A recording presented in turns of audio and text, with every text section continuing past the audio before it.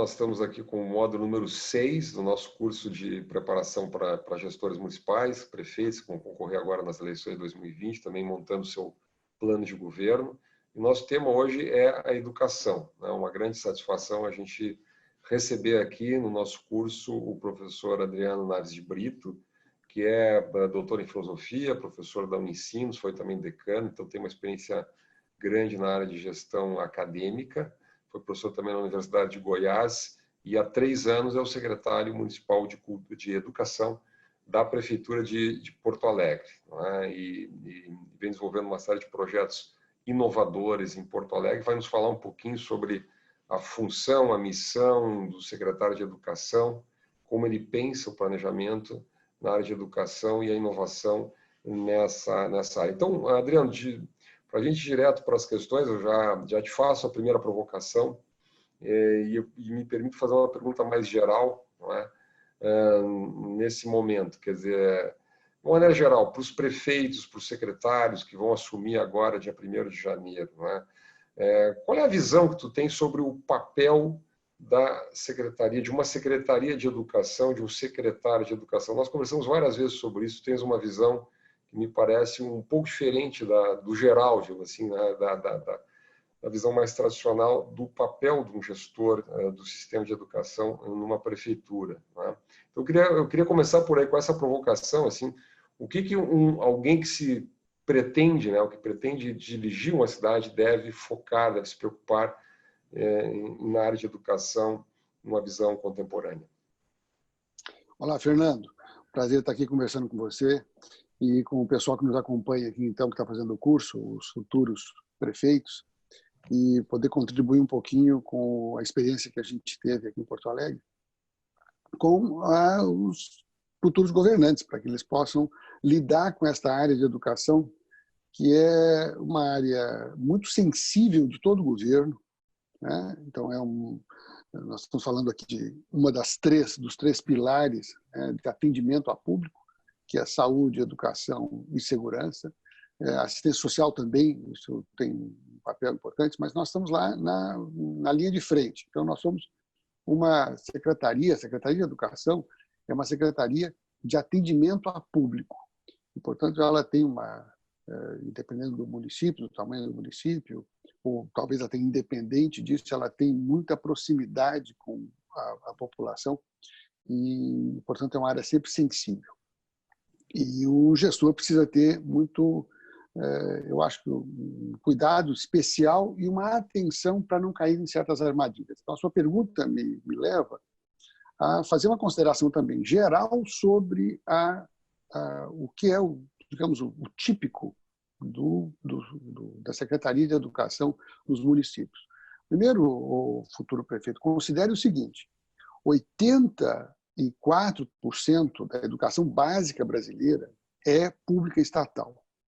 Então, é muito provável que na sua cidade, né, o que vai lhe esperar numa Secretaria de Educação seja uma corporação muito forte e um monopólio da oferta de educação pública estatal. Isso é preciso, desde o início, levar isso em consideração para entender o funcionamento de uma Secretaria de Educação. Nos municípios, a Secretaria de Educação se ocupa, é responsabilidade exclusiva dos municípios, a educação infantil.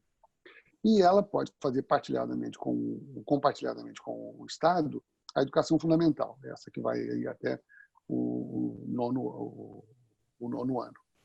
E alguns municípios têm ensino médio, tem uma outra coisa, mas é isso que é a responsabilidade do município. Então, a educação infantil e os pequenos municípios, eles vão estar responsabilizados pela educação infantil, que é uma demanda, então, exclusiva do município, e podem partilhar com o Estado esse da educação fundamental.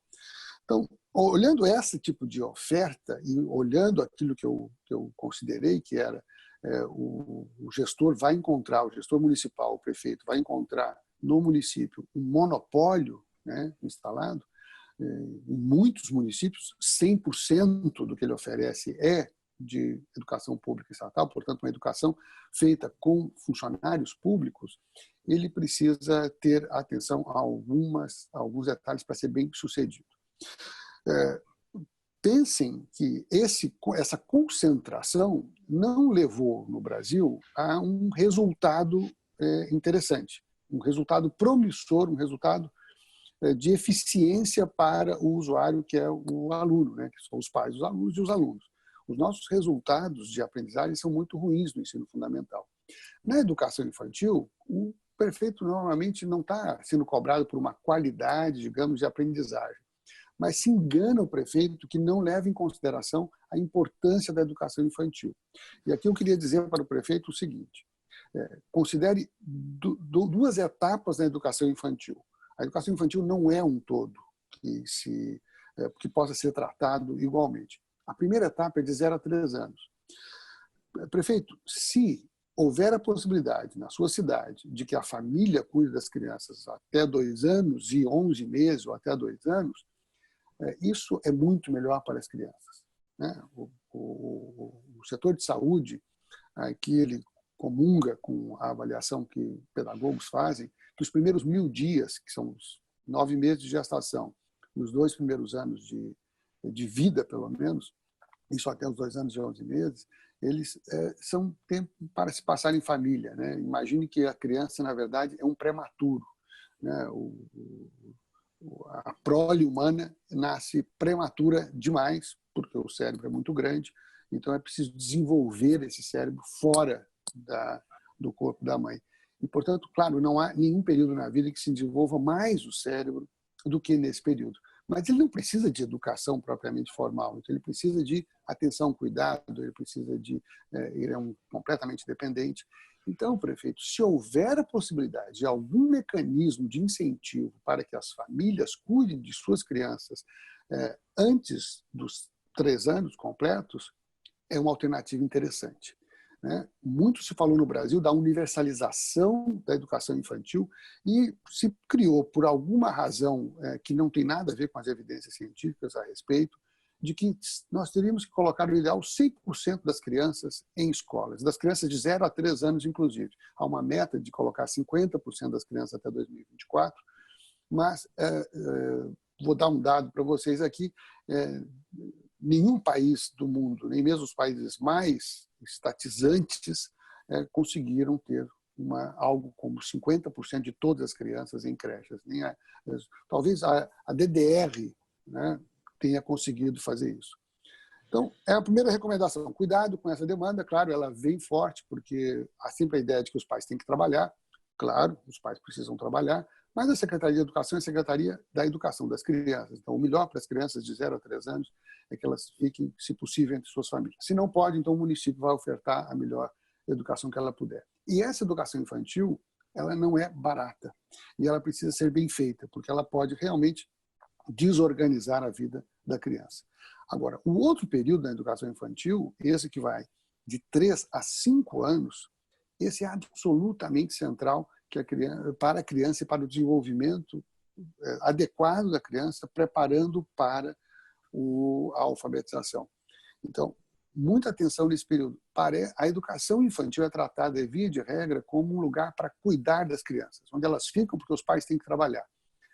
Então, repetindo isso, de 0 a 3 anos, melhor que fique com a família mesmo. Se não puder, então é uma boa escola. Agora, de 3 a 5 anos, é fundamental que ele vá para uma escola, e essa escola não é apenas para cuidar da criança, é para realmente ter atenção para o seu desenvolvimento intelectual, para que ela seja alfabetizada no tempo certo, lá no Fundamental 1.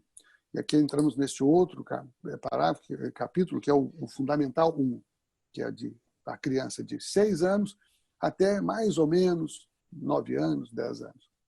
Então, esse Fundamental 1, ou um pouco mais, né, 11 anos, os 5 primeiros anos, são chave para o sucesso da educação em toda a vida da criança. Se ela não for bem alfabetizada, e alfabetizar bem, é alfabetizar no primeiro ano.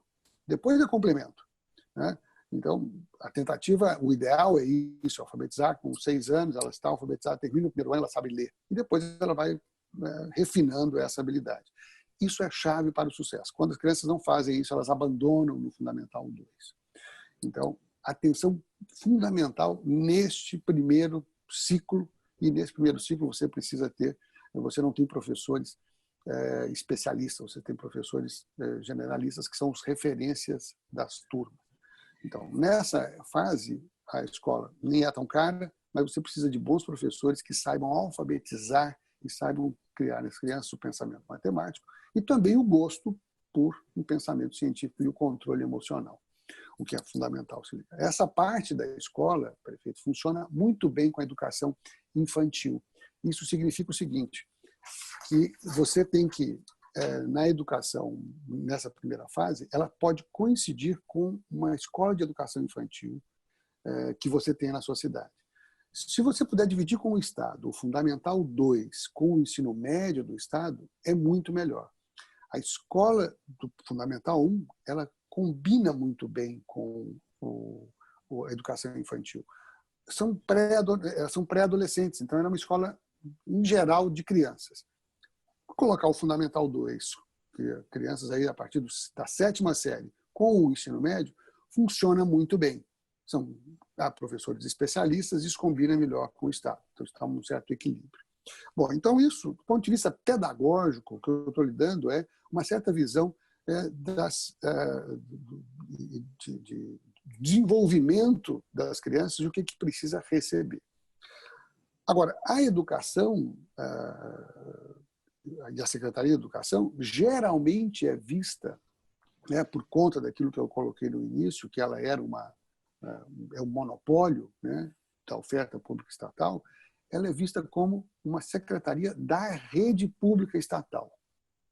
E isso é um grave problema para a secretaria. Como, às vezes, 100% da oferta é uma oferta de funcionários públicos, mediado por funcionários públicos, e a corporação ela é longeva na gestão pública, ela fica durante 30 anos, 25 anos, e o gestor está lá por 4 anos, é muito normal que a corporação tome conta das secretarias. A secretaria, com o tempo, se torna a zeladoria, ela cuida da zeladoria das escolas. Então, você vai ter um secretário de educação que não entenda o seu papel de gestionar, de cuidar daquilo que a gente chama de um sistema educacional do município e não olhar apenas para a zeladoria das escolas públicas, você vai perder uma capacidade estratégica enorme de fazer a gestão da educação no seu município. Aqui, Adriano, aproveitando esse teu gancho, excelente essa primeira exposição, mas eu queria aprofundar exatamente esse ponto, não é?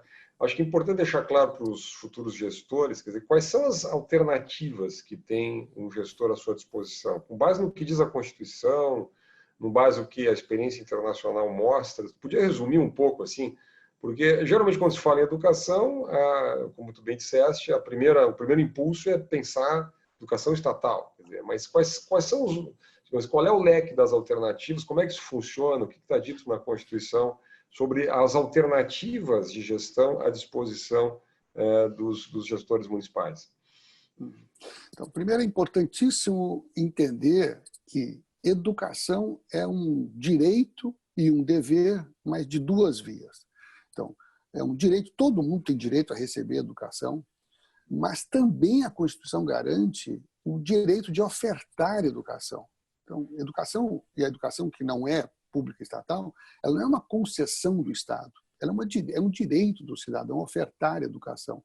Então, se o gestor municipal não tiver isso em vista, ele vai impedir um exercício de um direito importante que é da pluralidade no sistema educacional. O cidadão que tem competência, claro, isso balizado pela secretaria, ele tem que poder ter a chance de ofertar educação, porque esse também é um direito que assiste ao cidadão aqui. E você tem aí que modalidades? Você tem a educação simplesmente privada, então, em muitos municípios, eles acabam se descolando da responsabilidade de avaliar a educação puramente privada. E é um equívoco, sobretudo na educação infantil, em que as classes que têm recursos, elas pagam creches, elas não olham para o setor público para saber se essas creches elas têm ou não qualidade. E é uma responsabilidade da Secretaria de Educação avaliar e poder avaliar se a creche privada, aquela que o cidadão paga, tem qualidade. Porque o cidadão, afinal de contas, tem direito a uma informação do governo sobre isso. Então, essa é uma alternativa legítima. As pessoas têm direito de escolher, de pagar uma educação, de receber essa educação, mas também têm direito de ter um governo que avalia essa educação. Então, não é porque é privada que ela não precisa, educação privada não precisa de avaliação. A segunda alternativa importante é uma alternativa que a Constituição prevê, né, que são escolas confessionais, escolas filantrópicas, escolas comunitárias. Essas escolas não têm fins lucrativos, então a primeira opção é escolas que têm fins lucrativos. Essas não têm fins lucrativos e elas prestam um serviço público. Pode ser um serviço público gratuito, mas pode ser um serviço público pago. Mas elas têm uma responsabilidade com a prestação de serviço para a comunidade, para a população. E a prefeitura pode ter desses aqui parceiros importantes na oferta de escola de educação pública não estatal, que é uma possibilidade contemplada assim na Constituição. Então, aqui nós estamos falando de a segunda alternativa para dar diversidade à oferta de educação no município. E a terceira é essa da educação pública. Então, são funcionários públicos, né, recursos públicos e escolas públicas. O modelo, então, o prefeito deve olhar ali na sua cidade e ver que possibilidades estão disponíveis. Como há uma concentração muito grande de educação, de oferta de educação pública estatal, se o prefeito quiser ou não quiser estar refém da corporação, ele vai precisar ter um programa e um projeto para incentivar a pluralidade de ofertas no seu município. E nós temos uma dificuldade aí, Fernando, porque nós temos pouquíssima oferta de educação pública que não seja estatal na educação básica, exceto na educação infantil, em que há muita oferta privada. Aí, o prefeito tem que ter um plano para fazer essa oferta. Me permitir só aí abrir um parênteses só para te explicares um pouco por que cresceu tanto no Brasil, me corrija se eu estiver errado, mas me parece que cresceu muito no Brasil a oferta contratualizada, ou seja, com parcerias com organizações da sociedade civil, enfim, na educação infantil, né? Mas no ensino regular, a partir da primeira à nona série, isso avançou muito pouco ou nada, né, historicamente. Por que houve essa, digamos assim, essa dualidade de modelos que, a mim, parece que vigora assim, em várias regiões brasileiras, né? Então, a principal razão disso é demanda de mercado, ou de demanda dos cidadãos. A educação infantil, ela não é obrigatória até os 3 anos. Então, assim, o Estado, agora, como eu disse, nós temos essas metas de atendimento, né, mas ela não é obrigatória. Ela é obrigatória a partir, e não é muito tempo que ela se tornou obrigatória, no chamada pré-escola, crianças de 4 e 5 anos. Então, se o prefeito tiver um foco, né, e não tiver muito recurso, o que ele tem que priorizar? Oferta de educação para crianças de 4 e 5 anos, porque essa é a etapa obrigatória. Como a outra etapa não era obrigatória, então as prefeituras elas acabavam não ofertando. E o que aconteceu? Bom, apareceu então o setor privado para atender uma demanda da população. A população queria deixar suas crianças e ela pagava para fazer isso. Então, na educação infantil, nós temos um setor privado que é forte, né, que oferta muitas vagas. Nós temos um setor comunitário que não é tão forte assim. Então, em algumas cidades nós temos, em outras cidades nós não temos. Porto Alegre nós temos um setor de oferta de educação infantil pública não estatal, né, de educação comunitária muito forte. Ela é mais de 3 vezes a oferta do que nós fazemos no setor público. E nós temos a educação pública, que a educação infantil pública é muito cara. Então, o Estado e as prefeituras, que têm competência exclusiva, elas têm dificuldades de ofertar essa educação pública, muitas vezes elas não têm recurso. E essa variedade ajuda também o prefeito em termos financeiros e orçamentários, e com vantagens do ponto de vista da pluralidade desse sistema, como eu a descrevi até agora. Sendo bem, para a gente, sendo bem direto, Adriano, quais são as vantagens e desvantagens dos modelos? Não é? Quer dizer, porque eu imagino que quando faz o plano de governo, quer dizer, quando vai governar, é isso que importa muito para o prefeito. Quer dizer, onde é que ele pode obter o melhor resultado para os alunos? Não é? Quer dizer, o que ele deve levar em conta, não é, na hora de definir qual o melhor modelo a ser adotado? É um contexto local? São questões estruturais do Estado vis-à-vis o modelo de contratualização que são possíveis? E se tu puder contar um pouquinho da experiência de Porto Alegre, como é que foram feitas as experiências de contratualização, qual é a base legal que foi utilizada e se ela pode ser utilizada em outros municípios brasileiros.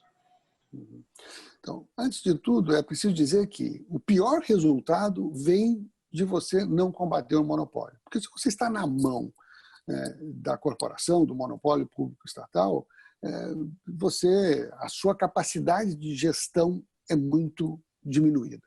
Então, em qualquer caso, é preciso romper com isso. O melhor resultado vem no nosso contexto, no contexto brasileiro, nesse que nós relatamos aqui, em termos de proporção de oferta, vem da pluralidade da oferta. Então, você tem que fazer um esforço de ofertar modelos diferentes para que você possa comparar resultados. Se você não tiver isso, você nem tem um setor privado, mesmo que seja privado sem fins lucrativos, forte, e você também não terá um setor público que seja competente. Então, você tem que ter um modelo variado para que a secretaria possa cumprir a sua função de gestora do sistema. Então, eu acho que a primeira coisa é fuja do monopólio. Se você tiver um monopólio... e claro, aqui falando de gestão, não escolha um secretário de educação que seja, antes de tudo, ou um pedagogo, simplesmente preocupado com questões educacionais, ou que seja simplesmente um funcionário advindo da rede pública estatal, porque você vai ter muita dificuldade de fazer com que esse secretário se contraponha, ou pelo menos faça quebrar um pouco esse monopólio. Então, variedade. Aqui é importante. Como nós temos pouca oferta de educação pública não estatal, nós temos que cultivar essa oferta. Portanto, ter uma comparação com o setor público também é interessante. Isso promove uma competição boa no sistema. Quais são os recursos que nós, em termos de valores, tá? E eu vou comparar com Porto Alegre, e mencionando aqui o que você me pediu, que é a experiência de Porto Alegre, a educação pública não estatal é mais barata aqui do que a educação pública estatal. É bem mais barata. Agora, isso, em qualquer circunstância, o gestor tem que olhar a sua circunstância local. Não adianta ele ter uma ideia e querer implantar essa ideia se não há nada ali que ajude, e que ele tem que... Então, regra geral, fuja do monopólio. Agora, como é que eu vou fugir do monopólio? Depende da sua oferta local. Você tem que seguir ali um pouco o veio da rocha. Se você não tem nada no seu município, você tem que atrair. Então, você tem que fazer um esforço, atrair atores importantes da educação para que ele vá para o seu município.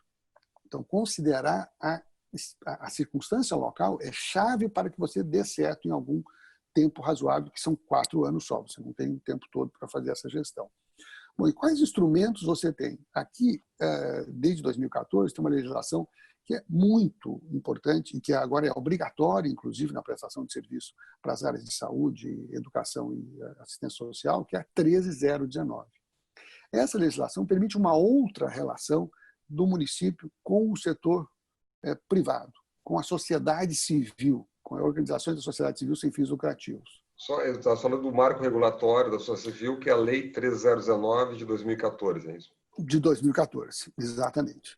Então, esta lei, que ela vem na esteira de alguma outra legislação que abriu mais a oferta de educação, ou abriu mais o setor educacional à sociedade civil, ela é chave. E agora ela é obrigatória. Você tem que fazer essa relação. E esta permite também um caminho de 2 vias. O governo oferece e paga, remunera, mas também a sociedade civil pode se organizar e trazer contrapartidas. Então, isso aqui, em termos orçamentários, é muito interessante, porque ela abre a possibilidade da sociedade civil trazer dinheiro para a educação, e naquela ideia da Constituição de que é um direito das pessoas oferecerem educação. E isso fica tudo público. O dinheiro que o ente da sociedade civil traz para o setor público, que aplica nessa educação, se ele sai, isso se torna um ente público, um bem público. Então, isso dá uma dimensão muito interessante à educação, que é tirá-la o máximo possível da esfera exclusiva do Estado, colocando na esfera da sociedade civil, na mão da sociedade civil, e dar ao Estado, à Secretaria de Educação, esse caráter de gestora do sistema. Eu falei nisso já 3 vezes, pelo menos. Eu quero que o gestor, o prefeito, entenda a importância disso. Como é prestação de serviço, o Estado geralmente presta mal o serviço. E como o Estado está prestando serviço com funcionários públicos, que estão entre os quais a corporação é muito forte, ele tende a fazer isso ainda, em algumas circunstâncias, de maneira ainda mais difícil. Portanto, quando ele segura e abre para a sociedade participar e coordena a participação da sociedade, isso funciona muito bem. E essa lei permite essa coordenação, inclusive com aporte, como eu disse, da sociedade civil em termos financeiros, para melhorar e irrigar o sistema. Né? Aqui, deixa eu compartimentar em duas questões. Né? Imagino que tu te refiras a toda a carga burocrática que a gestão, que é da natureza da gestão pública, segundo os regramentos brasileiros, consolidados lá na Constituição de 88. Não é? Então, quer dizer, e aqui eu queria, agora, dado este desafio, né, o fato de que quase a totalidade da oferta de educação pública que os prefeitos vão encontrar é feita diretamente pelo Estado, ou seja, por este modelo, né, com toda a carga burocrática, Lei 8666, estabilidade do emprego, a centralização orçamentária, enfim, é um modelo difícil de operar na ponta, com agilidade, com velocidade que a educação requer. Aliás, que a prestação de serviços, em geral, requer, áreas de saúde, enfim, qualquer área de gestão de serviços. Uma pergunta que eu sei que não é das mais fáceis, mas vamos lá. Como melhorar a qualidade da gestão deste sistema estatal? Porque é um sistema que, mesmo que você avance em processo de contratualização, o setor filantrópico, etc., é um setor que durante muito tempo permanecerá sendo o principal, digamos, setor de oferta de educação pública. Né? Então, obviamente, uma primeira tarefa, primeira responsabilidade do gestor público municipal é qualificar este setor. Né? Como é que faz isso? Aí você tem o tema da meritocracia, aí você tem o tema de incentivar os professores, melhorar a qualidade do material didático, melhorar os sistemas pedagógicos, utilizar tecnologia, melhorar laboratórios, fazer parcerias, enfim, melhorar o sistema de eleição de diretores, de seleção de diretores, treinar essas pessoas, treinar os gestores, enfim. Quais são os caminhos possíveis para você melhorar a qualidade da oferta estatal na educação pública?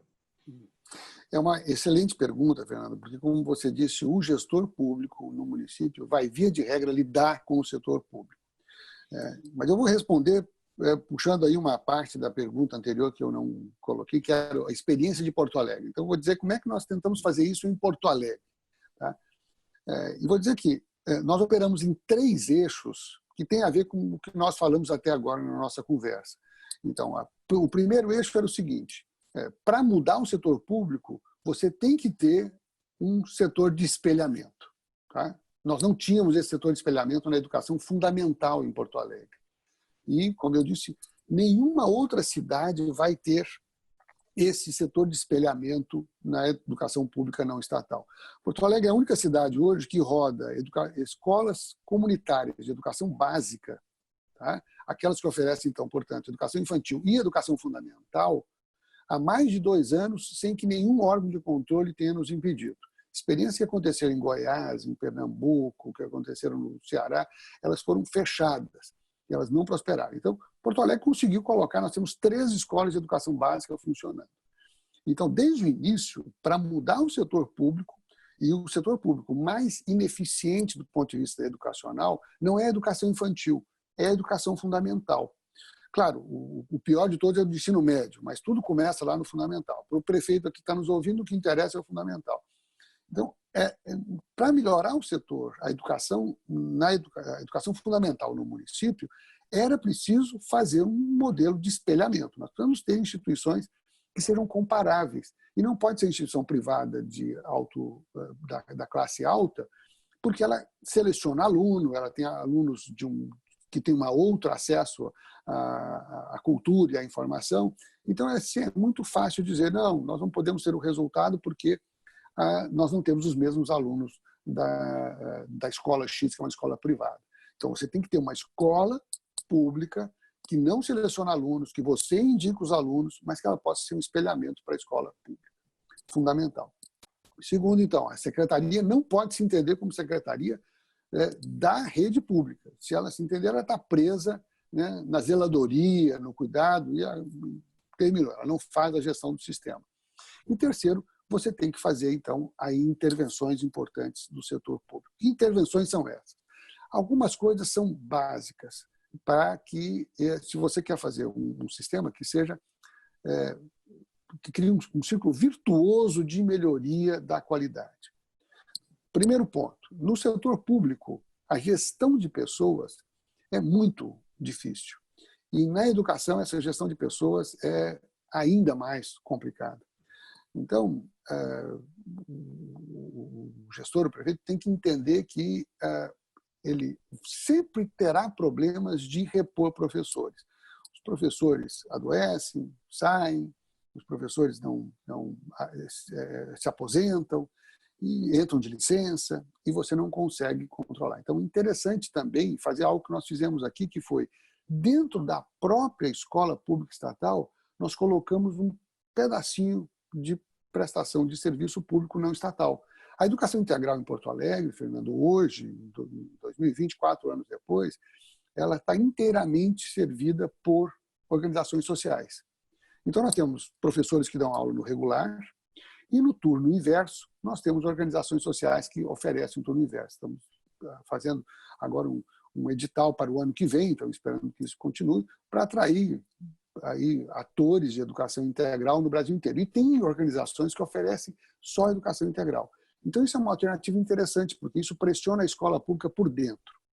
Então, regra básica, fundamental, fuja do monopólio, crie espelhamentos e, na medida do possível, traga para dentro da própria escola pública uma dimensão de oferta pública não estatal, que é a da sociedade civil, né, com tudo com 13019. Segundo ponto fundamental, você tem que ter algum sistema de controle de qualidade, de resultado. Mas para que você tenha controle de resultado, né, isso você tem que valorizar o diretor. Valorizar o diretor não significa bajular o diretor. Você tem que dar ao diretor poder para escolher a sua equipe, para selecionar os seus professores, mas você tem que colocar um sistema de prestação de contas para o diretor. Se o diretor não tiver que prestar contas da aprendizagem, ele vai prestar contas aos professores da alocação de benefícios no sistema. Então, o que nós fizemos em Porto Alegre? Porto Alegre, para ter uma ideia aqui em que situação nós estamos, nós temos o melhor salário pago por professores na rede municipal. Nossa média salarial é R$ 11.500. Tá? Da professora nativa, 40 horas. E os nossos resultados, nós temos uma rede pequena, nós temos, portanto, eu tenho 99,5% dos professores têm graduação, eu tenho mais de 50% dos professores têm alguma pós-graduação em nível de mestrado, e, portanto, eu tenho uma rede hiperqualificada e os nossos resultados de aprendizagem no fundamental estão entre os piores entre as capitais brasileiras. Nós somos 19º em português, 21º em matemática. Então, isso é o que nós encontramos lá atrás. Leva anos para mudar isso. Então, não é só dinheiro que faz o resultado na educação. Porto Alegre tinha dinheiro. Só que ela funcionava em torno da corporação. Porque o diretor, eleito por seus pares, o que não é um problema em si, né, não tinha nenhuma responsabilidade de prestação de contas de aprendizagem. Então, nós fizemos uma mudança na legislação que foi bem interessante. Desde o ano passado, né, nós temos o seguinte resultado. Nós aumentamos fortemente a participação dos pais na escolha do diretor. Então, os professores tinham um peso, e a categoria dos professores é pequena, quando eles têm um peso de 50%, eles sozinhos elegem o seu diretor, e pronto, todo o sistema vai girar em torno do professor. Então, nós colocamos que pelo menos 50% tem que ser de pais, e os professores não podem ter mais de 30% nesse peso. Isso diminui a importância do professor na escolha do diretor. Mas nós colocamos uma trava, né, anual na prestação, na gestão do diretor, que é uma trava de prestação de contas de aprendizagem. Então, ele tem que alcançar o índice de proficiência em português e matemática, medida por um sistema municipal que nós criamos, que acompanha o sistema nacional, de modo, então, que a gente possa fazer ano a ano tendo resultados. Se ele não progredir um pouquinho, e é bem pouquinho, estamos falando ali em 2,5%, ele tem que fazer um referendo. Ele apresenta para a comunidade escolar, para os pais, e ele explica por que é que não conseguiu esse resultado. Nesse primeiro momento, os pais também têm 50% de peso, só referendo. Eu digo, não, nós queremos que o senhor continue. Se os pais disserem que não quer que ele continue, ou se a comunidade disser que não, aí uma nova eleição é feita. Mas no segundo ano em que ele não produz o resultado, necessariamente é feita uma eleição. Então, isso coloca o diretor, e nós fizemos a escolha do diretor, o vice-diretor sai se o diretor sair, porque nós não queremos uma sombra aqui, né, a prejudicar o desenvolvimento e a atuação do diretor, de modo que o diretor comece a ter uma responsabilidade com as famílias. Ele entenda que quem é o fiador da sua gestão são as famílias. Em municípios que são maiores, inclusive, eu acho, e eu sempre defendi isso, que a escolha por eleição nesses moldes é melhor do que a escolha pelo próprio prefeito, pelo secretário. Porque você traz para si o resultado e você traz para si pelo período em que você está fazendo a gestão. Então, lembre-se de outra coisa. Educação é um trabalho de longo prazo. A sua gestão tem 4 anos. Você precisa da parceria com os pais. Portanto, você tem que fortalecer os pais para que eles controlem o sistema. Se não houver essa parceria, nenhuma secretaria consegue controlar suficientemente o sistema sozinha. Então, fortaleça os pais na escolha do diretor e na deposição do diretor. Porque aí o diretor começa a ter, então, a compreensão de que ele tem que dar um resultado para quem? Para o aluno. Porque a única coisa que interessa em tudo que se faz em educação é que o aluno aprenda. Então, você tem que ter, paralelo a isso que nós estamos falando, claro, um sistema de mensuração que não pode ser só a Prova Brasil, que acontece de 2 em 2 anos, o resultado leva 1 ano para sair, e isso não funciona. Você tem que ter um resultado local. Nós fazemos aqui uma prova no início do ano e uma prova no final, que dá o diagnóstico, ajuda a escola a ter informações sobre o que precisa melhorar, e uma prova no final do ano. Então, fundamental, gestão. Gestão de pessoal, colocar dentro da escola alguma oferta que não seja pública e estatal, pluralidade no sistema, e a secretaria se comportar como gestora desse sistema e fazer uma interlocução com a corporação, que é o sindicato, etc., apenas naquilo que diz respeito à vida funcional, né? E não aos movimentos pedagógicos. O sindicato não entende nada de ensino. Ele não está interessado no ensino. Ele está interessado na vida funcional do professor. Então, muito cuidado. Os sindicatos, eles se arvoram sempre como conhecedores profundos da educação. São todos professores ali. Não entendem. Eles são preocupados com outra coisa. Então, muita atenção para isso, para que não caia nessa armadilha de ouvir o sindicato e ficar bem com o sindicato. O sindicato é forte, o sindicato de professores é forte. Eles são muito qualificados, porque são professores. Então, é preciso também ter um secretário que consiga trabalhar, né, com esse tipo de crítica que virá, que é uma crítica qualificada, mas nem por isso menos corporativo. Aqui, só para um toque, nós temos pouco tempo, infelizmente, aqui, mas o tema da avaliação, quer dizer, Porto Alegre, o SUCESP tem um sistema próprio de avaliação, muitas cidades vêm desenvolvendo sistemas próprios. Então, eu imagino que a primeira pergunta que surja: é difícil fazer isso? Como é que faz isso? É caro fazer isso? Os próprios técnicos da secretaria, em municípios de pequeno e médio porte, teriam condições de fazer isso? São testes padronizados, testes que o mercado oferece? Qual é o caminho para você testar isso de maneira eficiente? E mais, fazer com que o que você testa tenha efeito prático, digamos assim, em termos de melhoria, né? Excelente, é muito importante a gente conversar isso com os prefeitos mesmo. Nós temos que fazer isso de maneira que seja o resultado da avaliação seja comparável com outras avaliações que a gente tem. Então, você não pode inventar uma avaliação no município e essa avaliação não conversar com mais nada.